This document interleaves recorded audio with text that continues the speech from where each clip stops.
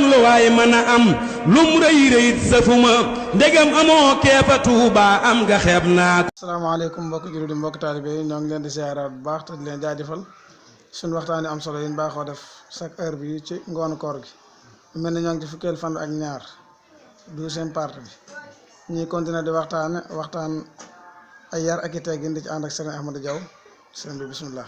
asalaamaaleykum wa rahmatullahi taala wa barakatuhu barki borom Tuuba Xaadimu Rasuul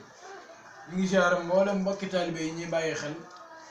ak di ñu topp ñu ngi leen di ziara bu baax ak di leen ndokkeel ci weeru tedd bii mu mel ni ba léegi sëriñ bi mu ngi ñuy jàngal ay teggin ni ñu war a dundee ci société bi mu ngi koy jàngal li ñu ko xamal ci xamal bu leer nañ ñi sax ba tax mu ni waxlam bi anna al xirsa li taxaami min mujibatil aari wal malaami wa man yaxalliq bi taxaamil himma wal farji fa wa jaamihul masamma waxlam xamal bi anna al xirsa ci ndakk xër li taxaami jëm ci ñam min mujibatil aari nee na daal loolu moom